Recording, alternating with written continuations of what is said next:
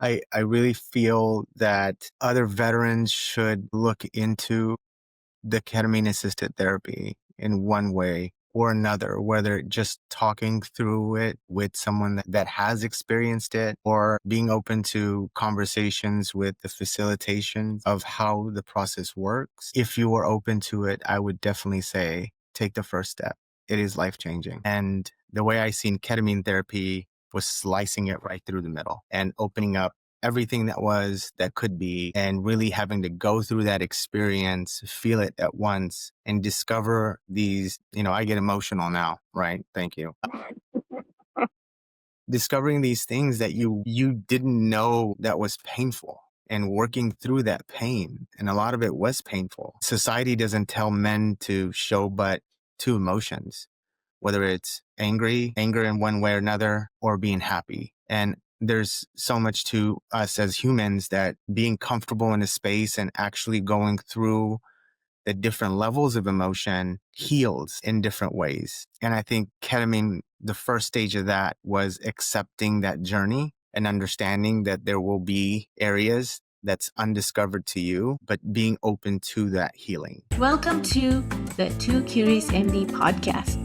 I'm Dr. Alya Ahmed. And I'm Dr. Ahmed. With the wisdom from holistic, alternative, and these conventional medicine, we are here to challenge the status quo. We're curious about the connectivity and complexity between diverse fields of knowledge as they relate to consciousness, chronic illness, mental health, resilience, and beyond. Learning more about the art and science of healing, or listening to stories of extraordinary healing. You're in the right place. Let's dive in. Welcome to the Two Curious podcast, where we ask the unasked questions because we believe curiosity fuels discovery, discovery fuels creativity. And here we are at the intersections of all the sciences of integrative medicine, psychedelic medicine, and narrative and story and the arts. So welcome, Pranil. We are so excited to have you as a veteran who has been doing ketamine-assisted therapy at Shamain's Healing Center. And just a little bit about Pranil. Pranil, in addition to being a patient who has really taught us through his healing journey what he was able to discover in his treatment, Pranil is also an author, an entrepreneur, and also a mental health advocate. And his life now, from what I can tell on Instagram and social media and on his LinkedIn, and even what I can see him in practice doing, is really transforming, building that self-realization, and breaking the limiting cycles that we can live in through the work that he does in his community, through his book, as well as his belief in his practice of what the work that he's doing now in his businesses. So welcome to MD. Thank you so much both for having me on. I love the opportunity and the chance to kind of speak my story a little bit and kind of go through my journey as an individual, as part of this collective, and seeing what I really discovered throughout the phases of the therapy and also what really came about it, as I still go through some of it today, but most of the healing, I think, has taken place over the course of the last year and a half. So in your book, Breaking the Cycle, where you talk about cycles, patterns, both that help us and hinder our growth. When you first started ketamine treatment, what is it that you believe brought you in through the doors towards your healing? What brought me through the doors for ketamine therapy is I've been in the mental health, mental health treatment facilities for about 20 years post my departure from the Marine Corps. And a lot of that has just been hit and miss, medication after medication, different therapist after different therapist. And it seemed like that in itself was a cycle that wasn't breaking, a cycle that we had to do something different about. And when I heard about the VA approving ketamine therapy along with some other psychedelic type therapies, I figured what would be the easiest impact on my current life and situation that I can take advantage of and see if I can put in for it. Now, it took a while through the VA, but they did happen to find a great provider in Sacramento called Shamain's Healing Center, if you're listening. But let's go for it. Let's try something different. At the time, I there was a lot of unfinished business in my life, and unfinished business as well. I was starting a new business at the time. Lots of things going on. I had just lost my father, I would say a year ago, that I was still not grieved over, I think, to the fullest. That's what really brought me to the door, is to try just something new after gone through so many different types of, the medical, in the books, in the box style treatment. And from there, it obviously escalated very fast. Oh, and what would those cycles that you mentioned that were patterned or that you were looking to break or understand? What would you say those cycles were for you now, looking at back after this? Yeah, I would say there was a few cycles, right? The cycles of the routine of getting through the day just to get through the day, understanding that, there was so many things that you're pushing up against a wall and not making any strides in. So the cycles in itself repeated itself, and getting into that rut, I would say breaking away from it is only trying to understand what else is available and giving those things an opportunity. This treatment itself was that opportunity for me, and within itself, I think, is what really broke open the doors to have me finally get this book out. It was only after the treatment started is when I actually finished breaking the cycle. And I'm reading on Amazon here that you donate all the proceeds from the sale of this book to I support do. and to prevent school shootings and ensure the safety of every child. Absolutely. That's been a passion of mine, is school safety. I got to think, in my professional line of work, I work in security and safety, and seeing, and this kind of came about as another story. Well, you're talking about cycles, and I think we should think about cycles as like ever expanding nested patterns within patterns.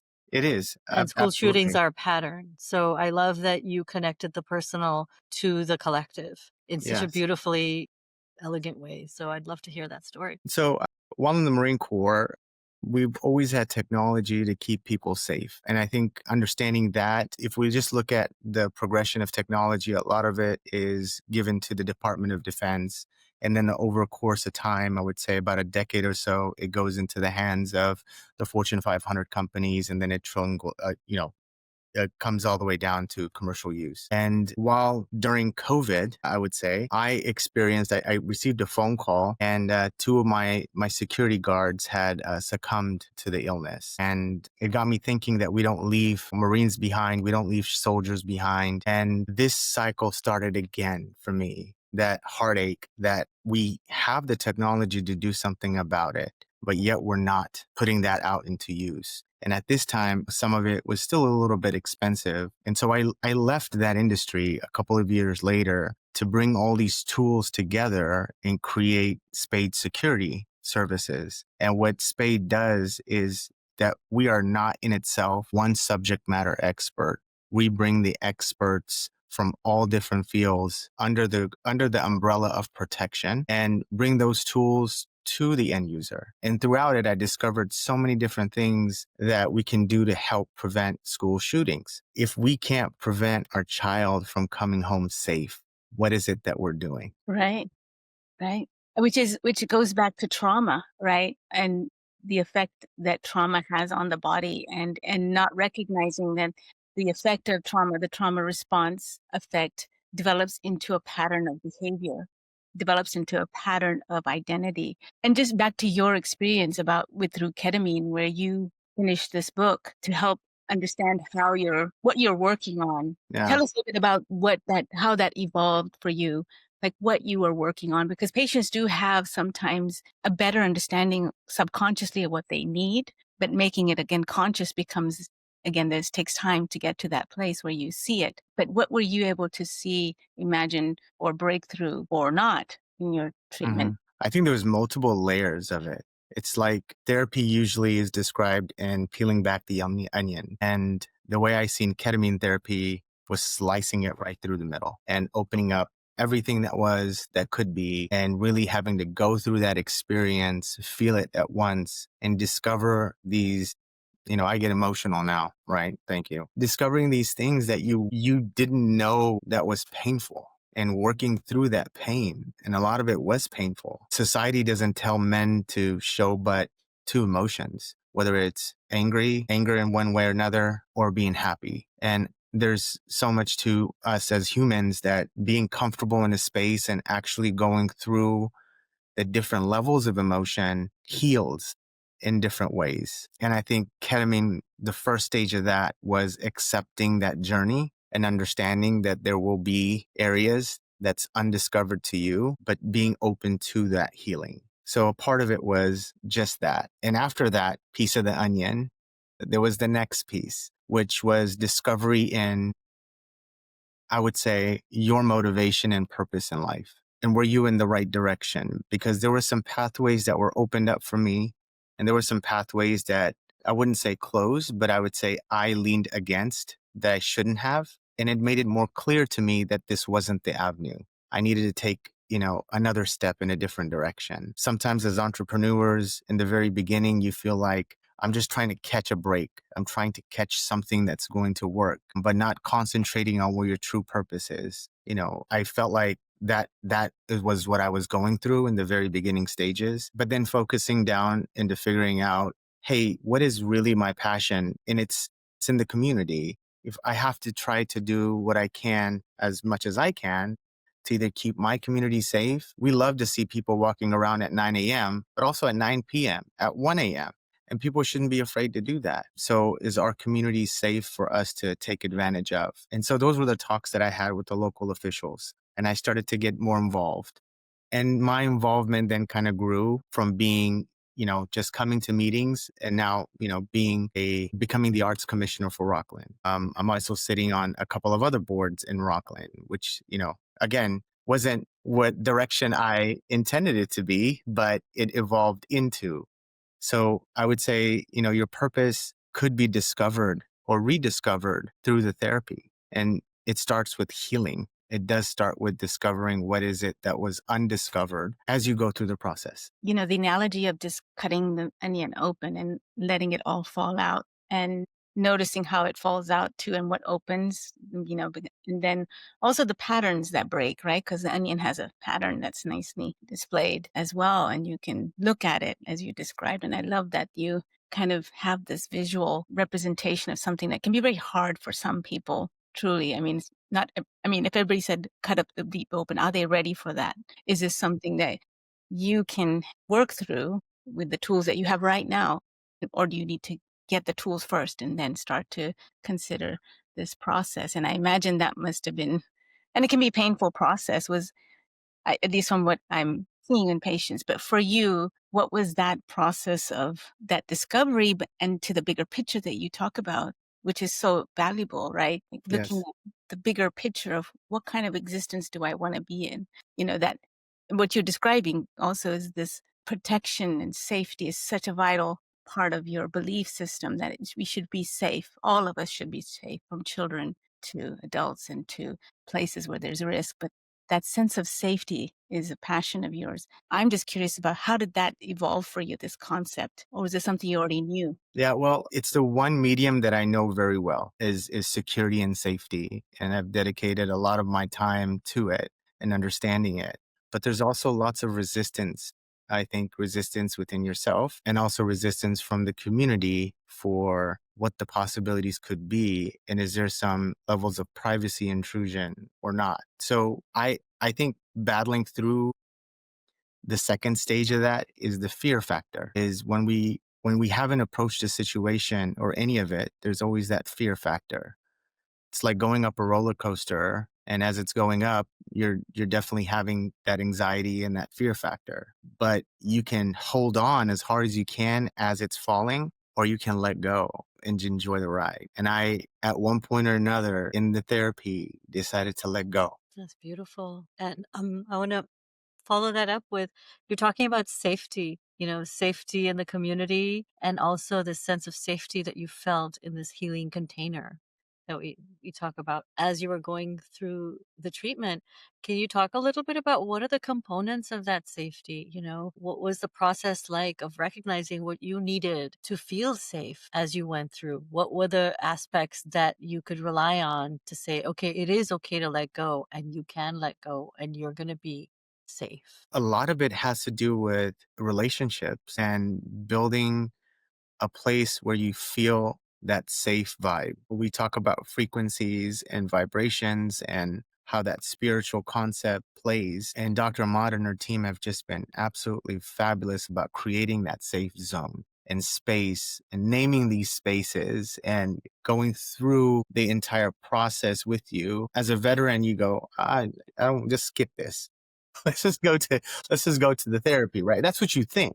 But it's very valuable to know that there's someone there to, give you that deeper understanding that you may not really realize until you start the process. It's like, we can talk about all these therapies until you experience them, just like that roller coaster example. But finding the someone who you can talk to during the session and being open with that person unconditionally, knowing that that person is there to help and assist and guide you through your journey, and not being judgmental towards what you're saying, and not being judgmental towards you as a human being, because we all have shadows in one way or the other. So whatever work that you're trying to get out of it is based on, being resistant to the space, one, and being resistant to how much of it are you actually accepting that this is going to help me. So, and I think for me, it was early on where I started the process, and it didn't take much more than maybe a month until when it was so comfortable and I was at ease with where we were to really start that letting go process. Yeah, it takes time. I think that's one of the lessons to take from what you just described is it's not a one and done. And the first session is just a getting to know you. In the psychedelic world, we talk about the handshake dose where you and the medicine get to know each other, you know? Right. And I think that's one of the pitfalls of when we put so much expectation and hope into ketamine therapy is we're so anxious that first time, is it going to work for me? Yes. That's one of the doubts that come up because we feel so damaged that nothing has worked so far that maybe even this, thing that's worked for so many other people won't work for me. It really plays, that negative voice, that resistance comes up. And it takes a little while to let that voice come up and look around and say, okay, you don't need me yet. All right, I'm going to go back, and then come out a few more times over that course of a month and be like, hey, wait a minute.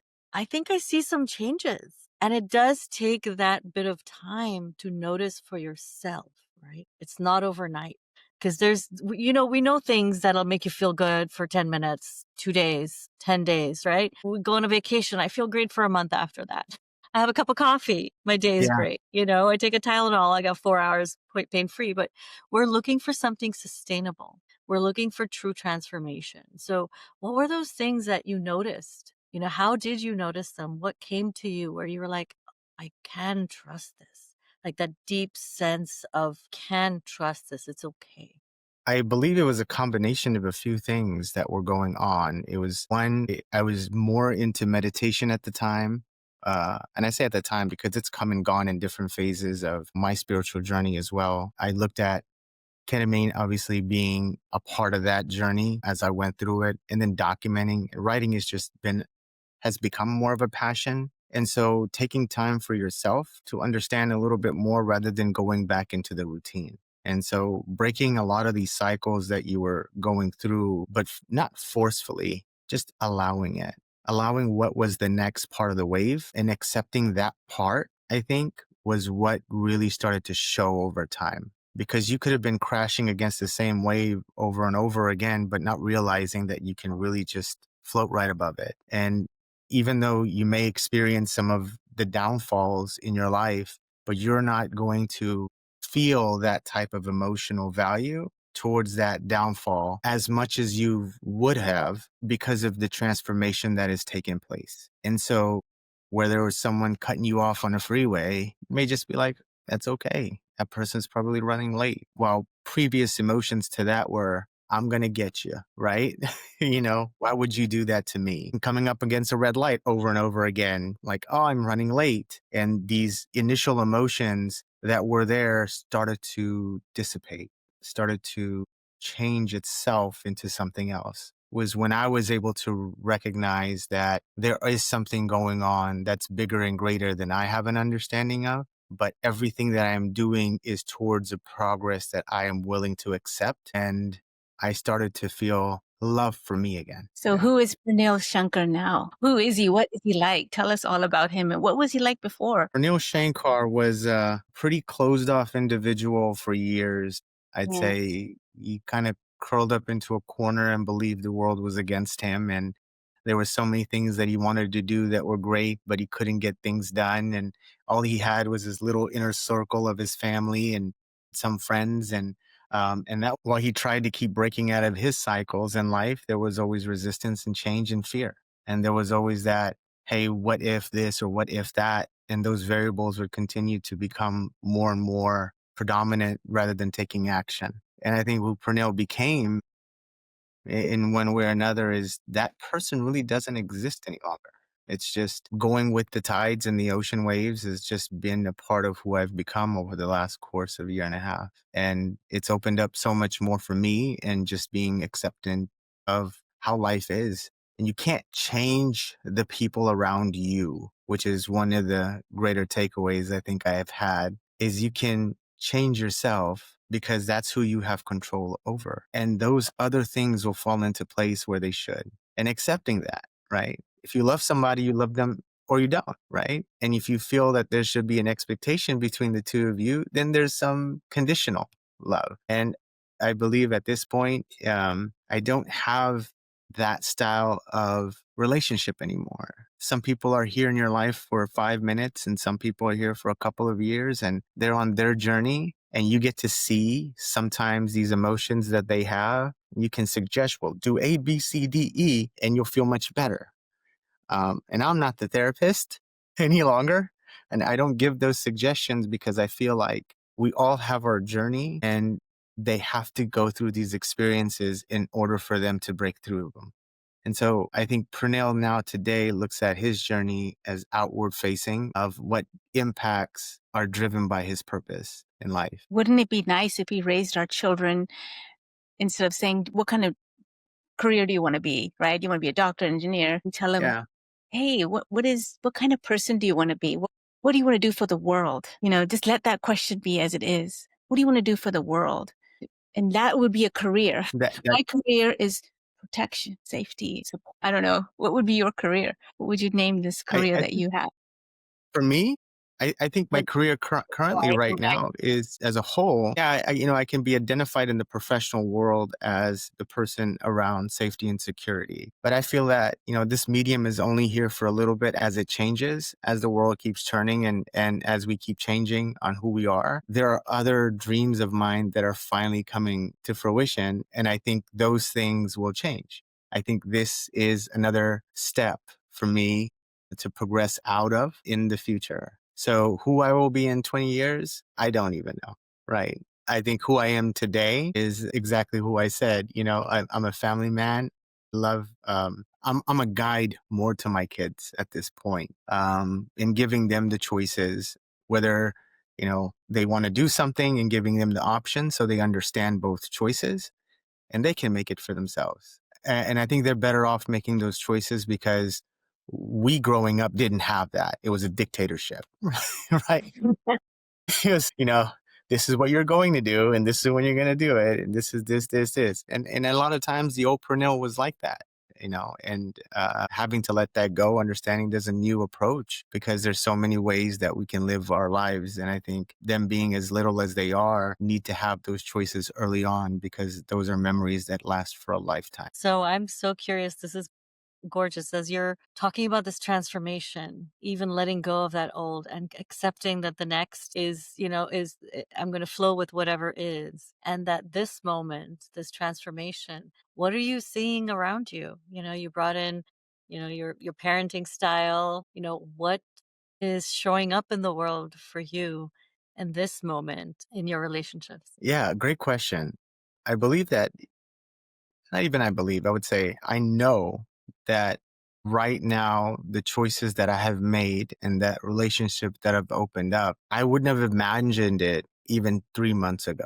I would say healing was a part of the journey, but once you've kind of understand where you are in your place, those things that you want to manifest in the world start to become a reality, whether it's financial stability, whether it's the relationships that you cater towards. My wife and I have been married for 19 years, and it's been the best relationship that we've had up till now, right? We're so much more open with each other. She's more accepting of the things that she sees. There's no longer that fake emotions that, we want to hide amongst each other because we want to be this perfect individual. We just are who we are.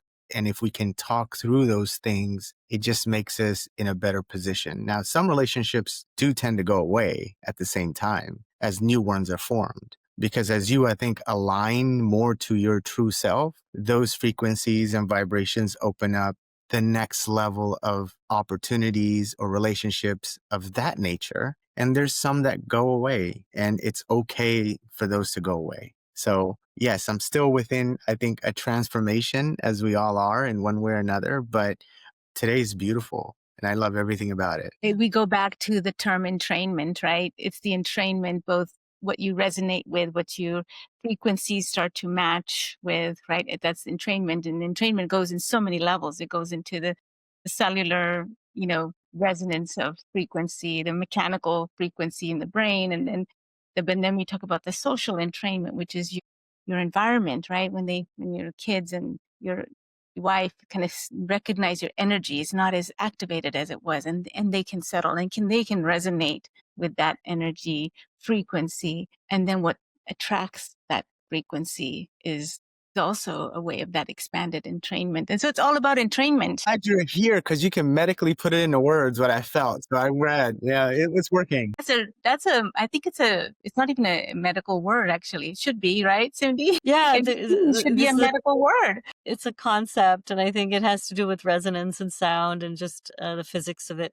But I'm really, kind of even thinking that there's like a philosophical kind of thing that ties all of this together. I mean, we've talked safety, we've talked trust, we've talked transformation, and it's like we're in a crucible here, and there's also like this, I read a little bit of a post you made last week about, just what dharma means to you, right? Like what your spiritual kind of understanding of what it is that we're embedded in.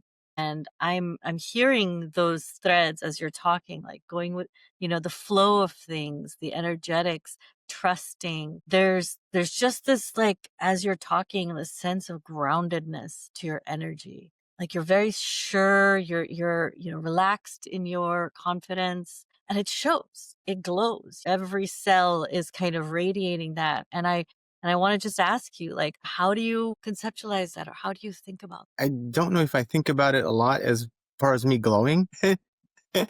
What's your radiating in secret, any way. I Pranil? am cleanser, Cetaphil. Yeah. So my wife puts all these masks and stuff on. I go, There you go. see, I don't even need to do that anymore. I just think I'm clean and it works.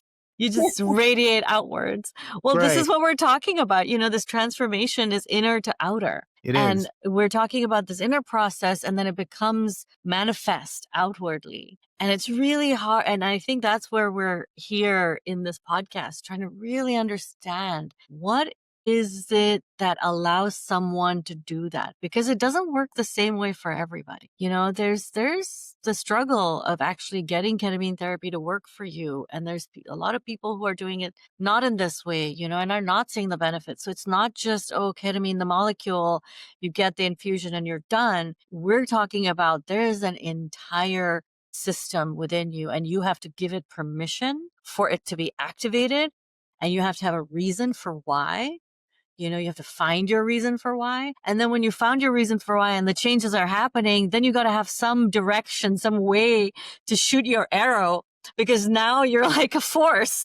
You've got Arjun's arrow lined up. You Yeah. better know which way you're heading. So what's your kind of way of bringing this together? Because obviously you're living by that, and we can tell it's showing. So I want to hear appreciate that. Absolutely.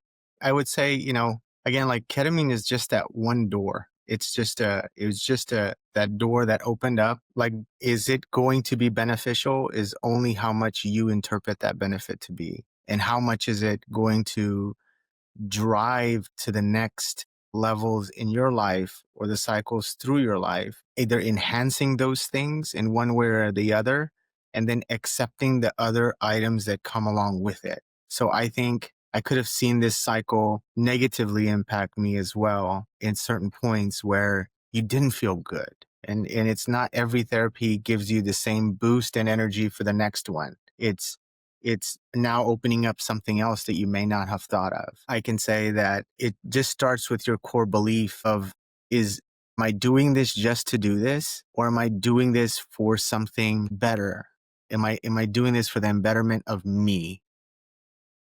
And what does that mean to you? And so when I started, it was just an opportunity that was giving a try, and it was open to it. But now, where that focus is really kind of come down to different levels, you have to incorporate this as I think, just a part of the meal, to as a side dish even, to your meal, which is considered your life. And how do you then dissect that? Is it changing your meal in your life? And for me, it has. It's changed courses, a couple of times. It's like it's gone through its own, where I felt like I've resonated lower. I felt like I've resonated much higher. And it's to find a balance. So how I feel like the outwardness comes out is only because of how much you put into yourself, one. And two is taking that and continuing the journey. We've all gone to parties and met with mixers, and everyone's had this really great time, and people are talking about business or relationships. And over the course of 3 weeks, it's kind of fizzled down, right? And you got to re-energize that. But how do you keep that energy going while you're not in that situation? How do you keep that energy or what you have just discovered from that session carried over as a positive impact over the next 3 to 4 weeks? So for me, it was looking back and actually documenting. And I was writing and I was saying, hey, this is how I felt. This is what I went through. And I just wrote it, whether it was good, bad, ugly, whoever wants to interpret it, it was just what it was. And me looking back at it going, okay, now I see it from a different perspective 3 weeks later, and maybe even a different vantage point, that I'm rediscovering something that I didn't think of at the time. And I think those things then finally hit home as you start feeling the things in the drive, as you start feeling the different emotions. Writing it down was just another way of capturing it. Talking about your sessions afterwards actually helps you discover so much more without just saying, hey, I want to hold this within myself. I've had a great session, but I don't want to talk about it. I think if you don't talk about it, you're doing yourself a disservice. Whatever you felt, whatever you saw, you need to try to verbalize it in one way or the other, and it will come to you as you go through that. Most recently, so a recent session I think the inspiration and the focus point was more internal to me, and to discover a little bit more into the shadow works that we were talking about. And we started off seeing pastels and colors and water and underneath the water and shapes and colors, and me trying to play with it. And I didn't know what all it meant. And I think it ended with, laughter and so forth. But after coming out of that and talking through it, I felt like that session for me was becoming a kid again and getting to enjoy the things I never had. I'm colorblind, and I felt like I saw colors for the first time in that fashion through that experience. I felt like being raised in the household I was very strict, and not being able to play as I was given an opportunity was beautiful. So I think the sessions bring things to you that you may not think of, but it definitely is beneficial to talk through them. I want to just honor what you Yeah. just, because it really resonates even across on the screen. It resonates. Your story resonates. That child looking at the colors, a colorblind child looking at all the colors, thinking of play, thinking of what I can do now. Hearing that something was healed in that session. It was that Absolutely. part of self that was holding on to a sense of isolation. I'm not like everybody else. I don't get to play like everybody else. And what that, that emotion that just came up is so complicated that we can't put it into words. But when we can feel it and we can resonate together and we can recognize that it was reflected back to us, this very complicated, sweet, beautiful, precious, transpersonal, meaning happening between not just two people here in this realm, but between all of us and the child Yes. in that other realm, to say you are cared for. You are loved.